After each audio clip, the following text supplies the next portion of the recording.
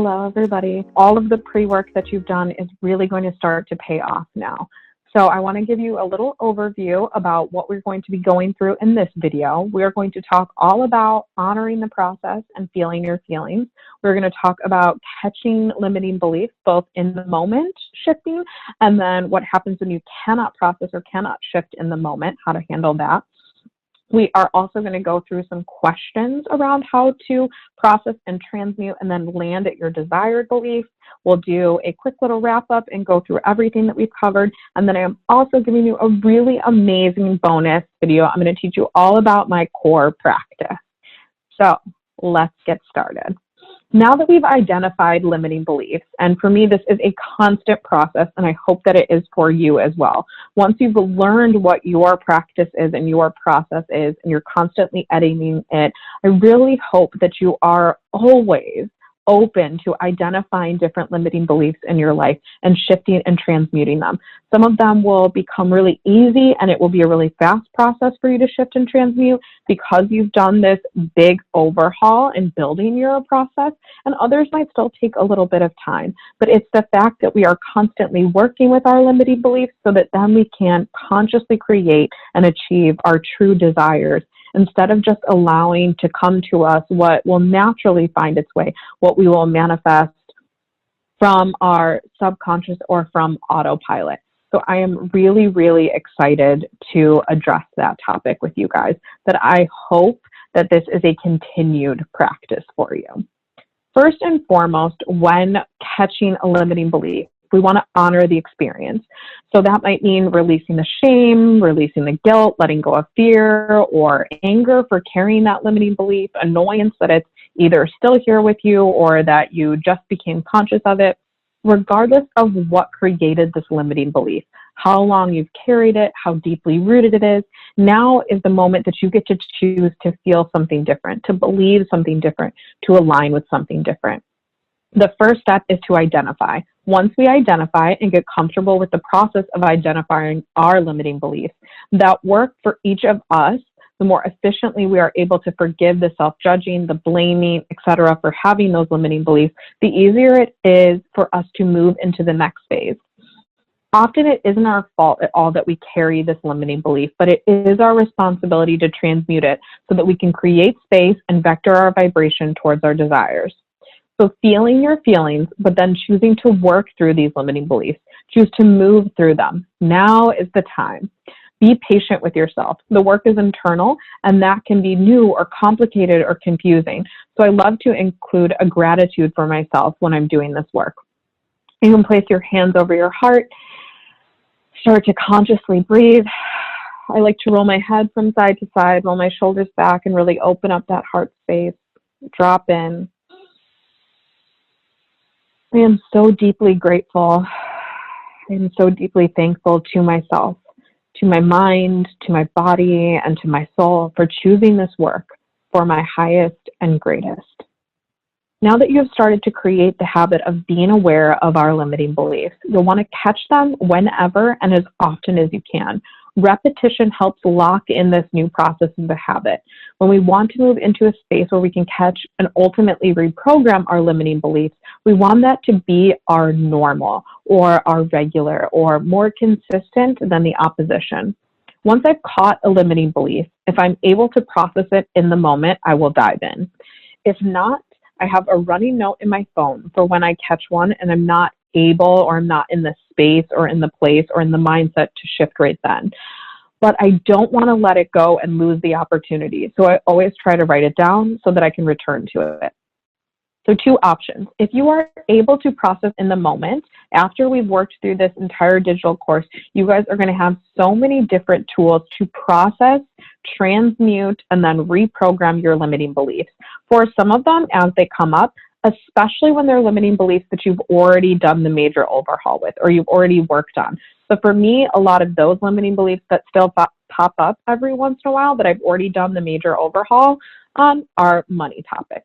So when I get a fear of, oh my God, what if that client doesn't sign, or what if no one signs up, or what if like my business goes under, and those fear, those limitations of I don't have a big enough following, or am I really an expert in this area?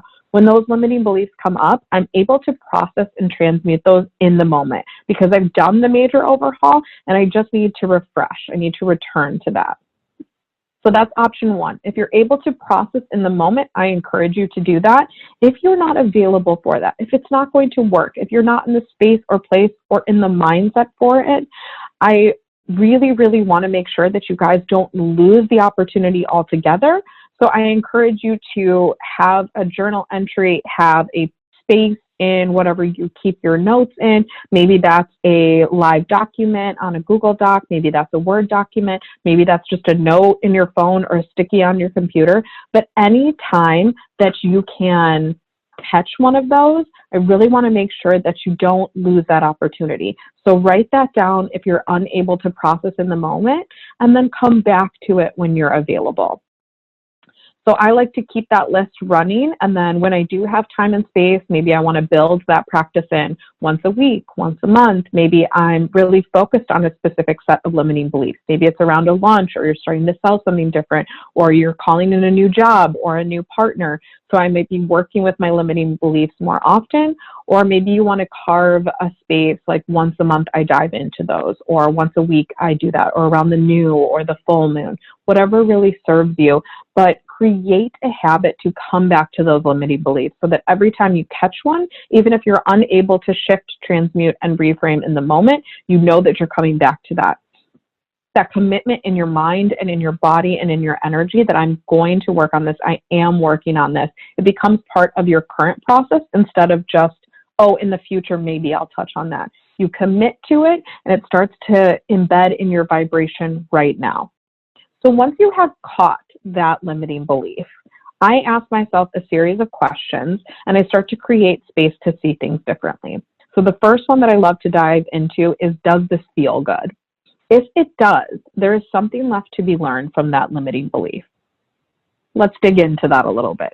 For instance, if you have a limiting belief that says, I cannot sign clients, and it feels a little bit good, maybe it feels safe, maybe it feels protected, maybe it feels familiar. As we dig into that, we might uncover that we feel overworked. Signing more clients would just add to that frustration. So the limiting belief is protecting us in a way. We want to continue to go inward on those topics as to support our own growth. So you really want to utilize that time and that space, if it is still feeling good, to really start to unpack and uncover why there's a little bit of good that still resonates. We want to find that block. So it's really powerful that even if it does still feel a little bit good, that you're able to identify that. So continuing to work with that. That might be meditating or visualizing on that. That might be journaling or free writing. It might be pulling a card or sitting with a favorite crystal on that. Sometimes I set the intention to really dig into a limiting belief while I'm doing a ritual bath or I'm doing a mantra practice or working with my sound therapy. It has been our job and a massive opportunity to process through that.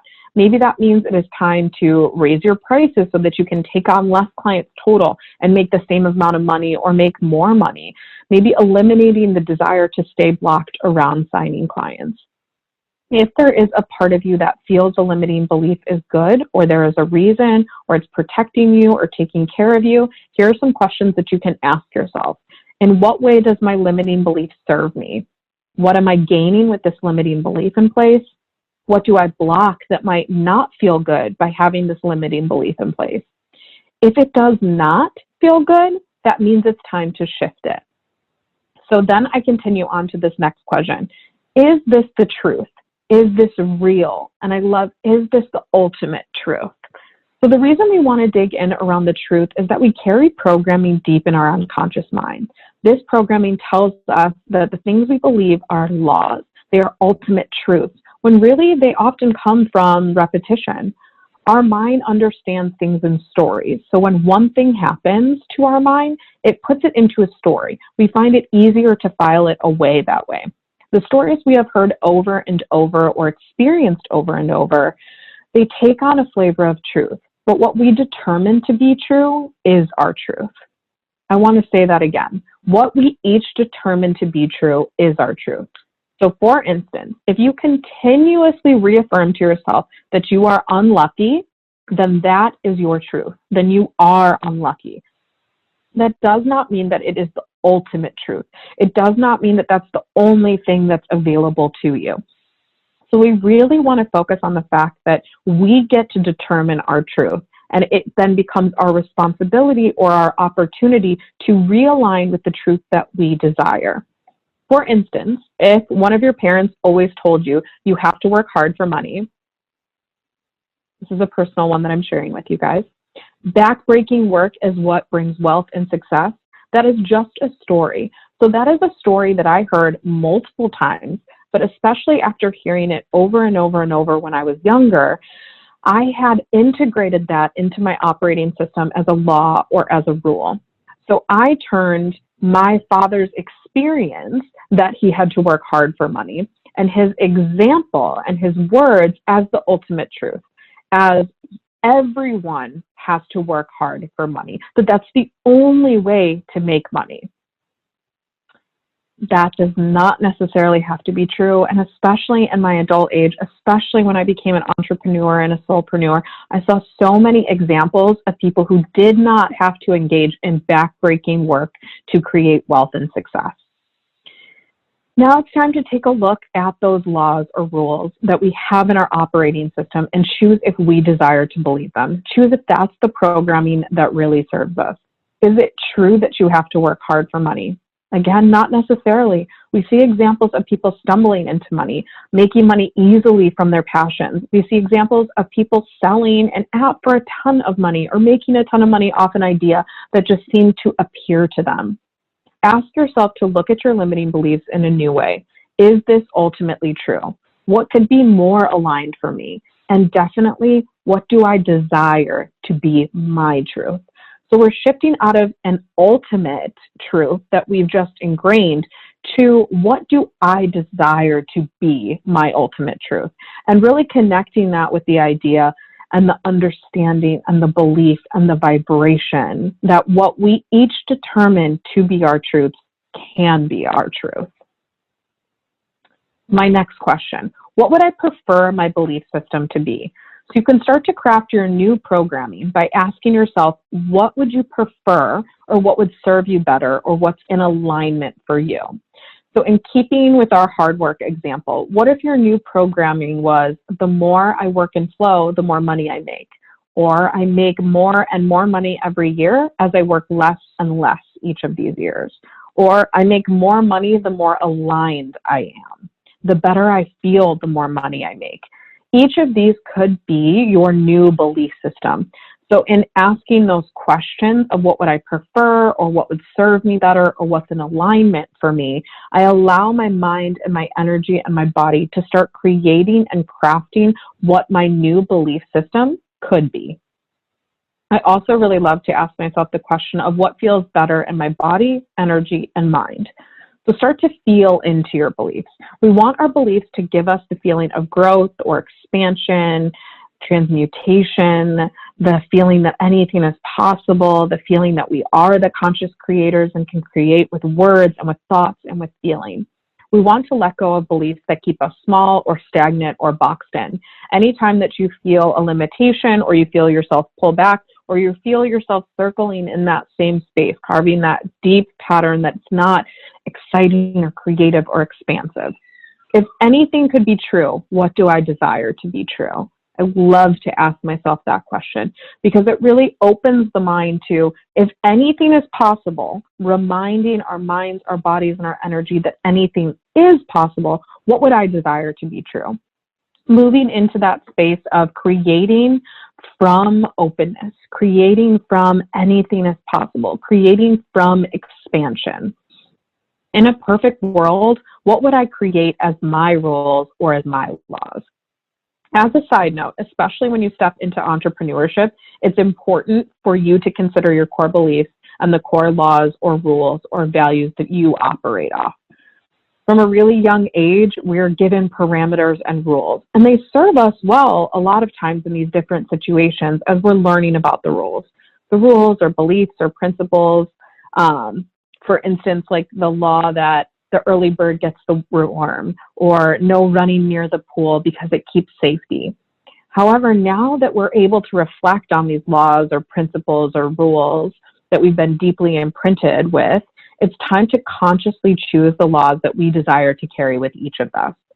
Maybe you want to keep the no running by the pool, but you choose to shift the early bird gets the worm to the well-rested bird slays at entrepreneurship.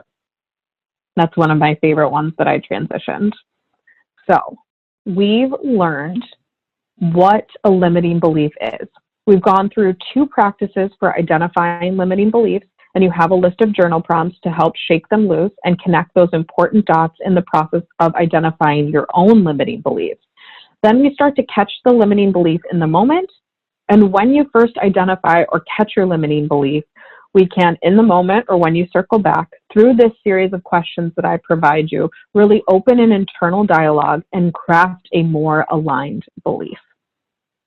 I hope that's feeling really powerful and resonating in your energy. And I hope you start to put this into practice, that you identify what your limiting beliefs are, that you start to address them in the moment, that you utilize these questions to move from the place that you currently are into the place that you desire to be, and that you make note of your limiting beliefs when you're unable to address them in the moment, and that you circle back and really allow this practice to help you and support you and hold space for you as you process your limiting beliefs. My core beliefs practice, which is an added bonus for each of you guys. Now, I touched on building your core beliefs, and I really want to teach you guys my core beliefs process. As beings, especially as entrepreneurs for so many of us, it's important to be aware of the rules, principles, and beliefs that have shaped us and paint the perception of our beliefs experience. What gets to be true for you? What's important to you in your business? The center of who we are and how we experience the world. It is our opportunity to make the rules, to set the tone, and to curate the vibes of our own businesses, of our soul's passions, of our purposes, of our side hustles, and especially for those of us who are still in our 9-to-5 or maybe are committed to our 9-to-5, a lot of you guys have that entrepreneurial spirit. And so this isn't just for you if you have your own business. This can be for anyone. It is super important for you guys to identify what your core beliefs are and constantly reevaluate those and come back to, edit, and pivot as needed. So I want to point out the CORE beliefs. This is my process for really starting to identify and realign with your personal core beliefs instead of just taking what others have provided for you. So the C in core stands for the center of who we are and how we experience the world. So I encourage you to do a meditation or a journaling practice or pull a card and dive into the center of who you are and how you experience the world. And write out maybe a thesis statement for yourself of who you are at the center, at the core, and how you experience the world. Then I encourage you to ask the question, in what way could you shift this into a more aligned practice? So how we experience the world is often where this really fixates. What that means is that you get to choose how you experience the world. If we're circling back to the expression of, oh, I'm an unlucky person, maybe when you're writing about the center and core of who you are and how you experience the world, unlucky comes up for you. But you get to choose what your experience of the world is. So after you've written this out or meditated on this or done a guided visualization on this, ask yourself, in what way could I shift or transmute this? And then write down that C or that core belief, who you are and how you experience the world through your highest self. So what is the most aligned version? What is the most intentional version? What is the truest center of who you are and how you experience the world? Now for the O, the opportunity to make the rules, set the tone, and curate the vibes. Asking yourself, what are my rules? What is the tone that I believe I get to live and experience my version of business or entrepreneurship or success or personal satisfaction or fulfillment? And then what are the vibes that I intend to exercise in my world? So for some of you, that might mean For instance, when I talked about the early bird gets the worm, and then I showed you the shift into the well-rested bird gets to be successful in entrepreneurship, that was a shift for me. I was always encouraged to wake up super early and to work for really long hours. And my dad imprinted this belief that you have to work an extensive amount of time, you have to do back-breaking work, and you have to work really, really hard to be successful. And when I stepped into my role as a business owner, I wanted to shift that belief. I had the opportunity to make my own rule. And so my rule became, I fill my own cup, and that becomes supportive in my business. I would wake up a little bit later. I would expand on my morning practice. And so when I felt well rested, I was able to show up for my business above and beyond. The work that I offered was more impactful and more powerful. I remember to take each of the intentional steps that I am so focused on choosing when I'm putting work out there into the world. So I selected what my rule was. I set the tone for my intention, and then I really curated those vibes. I absolutely love the O in my core beliefs practice. Next, R is for rest, resistance, and reality. How does rest factor into your core belief structure? How does rejuvenation factor into your core belief structure? Are you replenishing your energy? Are you playing? Are you being creative? So how do each of those R's reflect into what you believe and how your core belief structure is? When you feel resistance, how does that get to work out for you in your business? So personally, I've transmuted resistance to be a flashlight to where there are areas of growth. So when I feel resistance, I get excited and I feel extreme gratitude for it, because that's an area of growth that I'm now focused on. I get to look at it and I get to process through it. I really, really appreciate resistance in my business because it creates the opportunity for me to do something different and feel it in a more aligned way. And then my last R is, what do you choose for your reality? If perception changes reality, and it 100% does, how do you choose to look at XYZ? How do you choose to look at your core beliefs, or look at your business, or look at success, or look at wealth, or look at impact, or the ripple effect? I ask myself all of those questions, and they are extremely important. That is the C and the O and the R for my core beliefs practice. Now for the E in my core beliefs practice. Edit, integrate, and experience. I encourage myself to make edits as I am called to. I allow myself the space for growth. I learn new things all the time. That's such a part of my personal practice, that I always want to be learning new things, trying new things, stepping into new arenas. And it's important for me and my business that I integrate them as I learn them. That might be an edit to my core beliefs, or the way I process, or even how I integrate or implement. And finally, experience. I put it into practice. I take an action step. I kick it out of the nest and witness whether or not it can fly or falls to the ground. Then I start all over. I'm in deep belief that healing is a spiral process. We get deeper into it, or we elevate into new levels all the time. So edit as it's needed, integrate, and then experience it in your reality. And then allow yourself the space to do it all over. So again, my core beliefs practice is really focused on the fact that as beings, and especially as entrepreneurs, or for those of us with the entrepreneurial soul, it's important to be aware of the rules and principles and beliefs that have shaped us and paint our perceptions. So when you are realigning your core beliefs, ask yourself and focus on these different areas. Center of who you are and how you experience the world. Seeing everything as an opportunity for you to make the rules, set the tone, and curate the vibes. All about rest, resistance, reality, rejuvenation, and replenishment, and seeing resistance as an opportunity. And then edit, integrate, and experience. I really hope that this additional bonus serves you and really helps to not only identify a bunch of limiting beliefs, because a lot of them are in our core belief structure, but that you are able to set the tone for what you believe in and really follow in an aligned way and build out yourself and your business in a way that really, really serves you. I am so excited that you guys are taking this journey with me. I'm really, really stoked to hear how this implementation process goes for you. So I encourage you to take the one specific limiting belief that you guys identified in our earlier steps and really start to work this process with it. If you have questions, please, please, please utilize the R&R private Facebook group. You guys can tag me, you can post pictures, we can get a thread going for all of you. I am so excited to hear all about the progress that you guys are each making on your limiting beliefs